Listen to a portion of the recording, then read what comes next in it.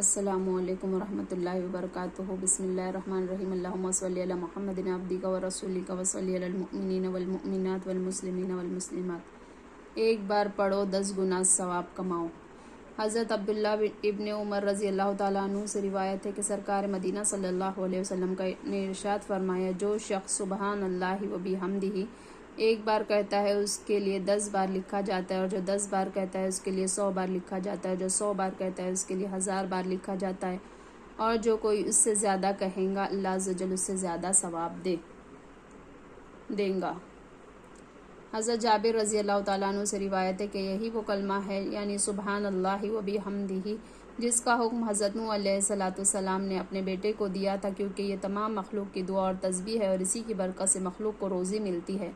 راہ خدا میں مال خرچ کرنے میں بخل کرنے والوں، دشمن کے مقابلے میں جہاد سے بزدلی کا مظاہرہ کرنے والوں کے لیے خوشخبری، سونے کا پہاڑ خیرات کرنے سے زیادہ ثواب۔ سرکار مدینہ صلی اللہ علیہ وسلم کا فرمان عالی شان ہے، جو شخص بیماری وغیرہ کی بنا پر بے چینی سے رات گزارے، یا مال خرچ کرنے میں بخل کرے، یا دشمن سے لڑنے میں بزدلی کرے، تو اسے چاہیے کہ ان کلمات یعنی سبحان اللہ و بحمدہ کو کثرت سے پڑھے، کیونکہ یہ کلمہ اللہ عز و جل کو سونے کے پہاڑ سے زیادہ پسند ہے جو اس کی راہ میں خرچ کیا جائے۔ چلیے سرکار صلی اللہ علیہ وسلم کی جنت میں سرکار صلی اللہ علیہ وسلم کے کرم سے درخت لگوائیے۔ جب درخت لگوائے تو انشاءاللہ عز و جل ان درختوں سے نفع اٹھانے جنت میں بھی جائیں گے۔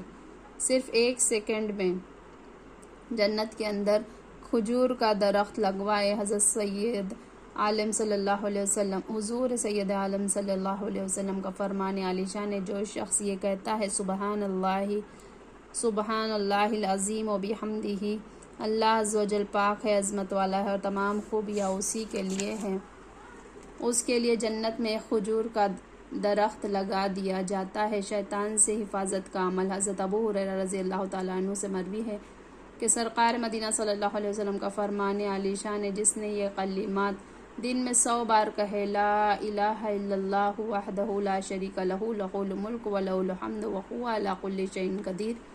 اللہ کے سوا کوئی عبادت کے لائق نہیں، وہ یکتا ہے، اس کا کوئی شریک نہیں، اسی کا ملک ہے اور سب خوبیاں اسی کے لیے، اور وہ ہر چیز پر قدرت رکھنے والا ہے۔ تو اس کا یہ عمل 10 غلام آزاد کرنے کے برابر ہوگا۔ اس کے نامہ اعمال میں 100 نیکیاں لکھی جائیں گے، اور اس کے 100 گناہ معاف کر دیے جائیں گے، اور یہ کلمات اس دن شام تک شیطان سے اس کی حفاظت کریں گے، اور کوئی شخص اس سے بہتر عمل لے کر نہیں آئیں گا مگر وہ اس دن جس نے اس سے زیادہ یہ عمل کیا۔ اور فرمایا، جس نے دن میں 100 مرتبہ سبحان اللہ و بحمدہ، اللہ پاک ہے اور سب خوبیاں اسی کے لیے پڑھا، اس کے گناہ معاف کر دیے جائیں گے، خواہ وہ سمندر کے جھاگ کے برابر ہو۔ 4 عربی غلام آزاد کرنے کا ثواب۔ حضرت ابو ایوب انصاری رضی اللہ تعالیٰ عنہ سے مروی ہے، سرکار حضور صلی اللہ علیہ وسلم نے فرمایا، جس نے یہ کلمات لا الہ الا اللہ وحدہ لا شریک لہ، لہ الملک و لہ الحمد وہو علی کل شیء قدیر، دن میں 10 مرتبہ پڑھے، اس آدمی کو اتنا ثواب ملے گا جیسا کہ اس نے اسماعیل علیہ السلام کی اولاد میں سے 4 غلام کو آزاد کیا۔ 20 لاکھ نیکیاں بازار میں داخل ہوتے ہی یہ پڑھے۔ 20 لاکھ نیکیاں بازار میں پڑھنے کا یہ کلمہ، 20 لاکھ نیکیاں ملیں گی بازار میں پڑھنے کا کلمہ یہ ہے، لا الہ الا اللہ وحدہ لا شریک لہ، لہ الملک و لہ الحمد یحیی و یمیت وہو حی لا یموت بیدہ الخیر وہو علی کل شیء قدیر۔ 4 بہترین کلمات اور ان کے فضائل۔ 4 کلمے اللہ عز و جل کو سب سے زیادہ پیارے ہیں، سبحان اللہ والحمد للہ ولا الہ الا اللہ واللہ اکبر۔ اللہ کی ذات پاک ہے اور اللہ ہی کے لیے تمام خوبیاں ہیں، اور اللہ کے سوا کوئی معبود نہیں، اللہ سب سے بڑا ہے۔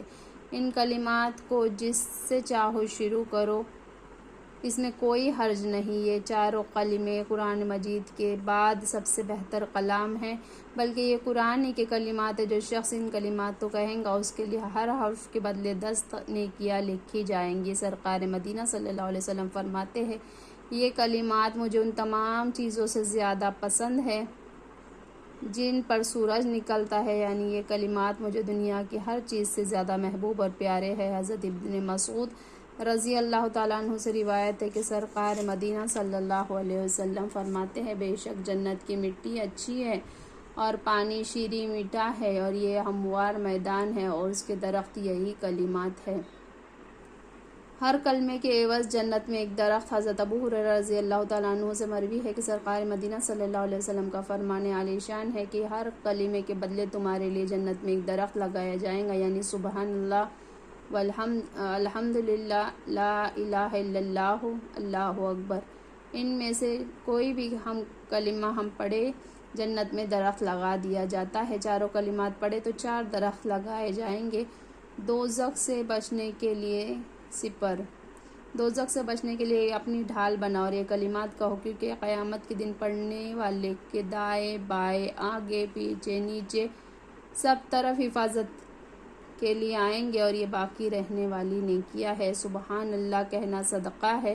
حضرت ابو ذر رضی اللہ تعالیٰ عنہ سے مروی ہے سرکار مدینہ صلی اللہ علیہ وسلم نے فرمایا تمہارے ہر عضو کے ذمے صدقہ ہے اور ہر دفعہ سبحان اللہ کہنا ایک صدقہ ہے اور ہر مرتبہ الحمدللہ کہنا صدقہ ہے اور ہر دفعہ اللہ اکبر کہنا صدقہ ہے اور ہر مرتبہ لا الہ الا اللہ کہنا صدقہ ہے۔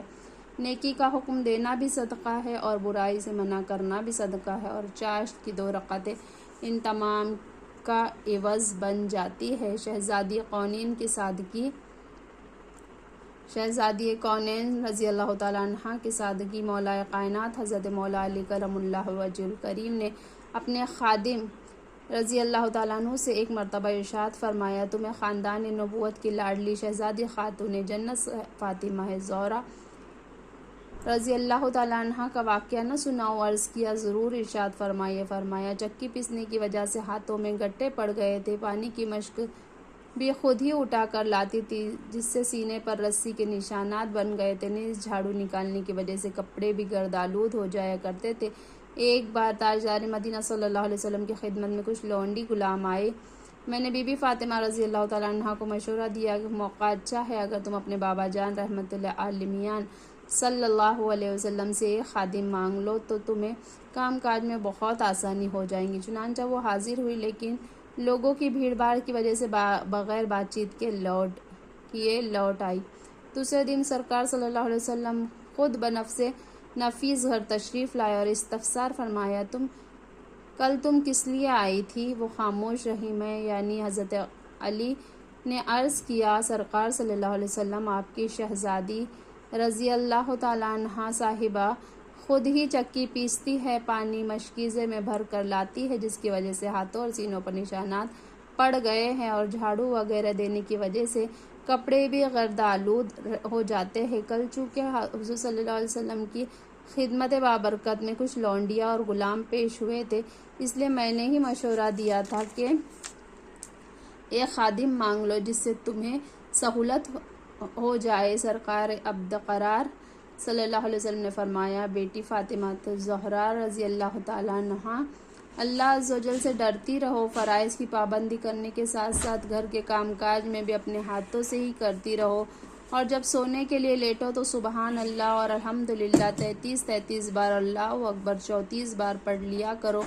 وہ تمہارے لیے خادم سے بہتر ہے۔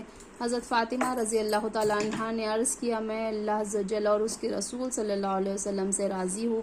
پیارے اسلامی بھائیوں اور بہنوں، اس مبارک واقعے سے گھرانہ نبوت کی سادگی کا بخوبی اندازہ کیا جا سکتا ہے۔ اللہ شہزادی کونین حضرت سیدنا فاطمۃ الزہرا رضی اللہ تعالیٰ عنہ جنت کی عورتوں کی سردار ہونے کے باوجود اس قدر محنت و مشقت سے امور خانہ داری سر انجام دی کہ مقدس ہاتھوں اور سینے مبارک پر نشانات پڑ جائے، اور ایک ہماری اسلامی بہنیں ہیں انہیں بن سور کر گلیوں بازاروں میں پھرنے سے ہی فرصت نہیں۔ کیا ہماری اسلامی بہنیں اس ایمان افروز واقعے سے درس حاصل کریں گی؟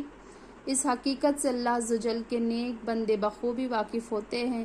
دنیا کی تکالیف عارضی ہوتی ہے اور دنیاوی تکالیف پر صبر کرنے سے قصیر اجر و ثواب ملتا ہے۔ جبھی تو پیارے آقا صلی اللہ علیہ وسلم نے خاتون جنت اور اپنی لاڈلی بیٹی کو صبر کی تلقین فرمائی۔ تھکن دور کرنے کا بے مثال نسخہ محدثین کرام رحمۃ اللہ تعالی علیہ نے اس روایت کے تحت بڑی پیاری باتیں اخذ فرمائی ہیں۔ چنانچہ حضرت ملا قاری علیہ رحمۃ الباری فرماتے ہیں سرکار صلی اللہ علیہ وسلم نے جو تسبیحات پڑھنے کی تعلیم فرمائی ہے اس میں یہ حکمت بھی ہے کہ سوتے وقت ان تسبیحات کے پڑھنے سے تھکن دور ہونے کے ساتھ ساتھ کام کاج کرنے کی قوت بڑھ جاتی ہے، اور فرماتے ہیں کہ یہ عمل مجرب ہے، یعنی تجربہ سے ثابت ہے۔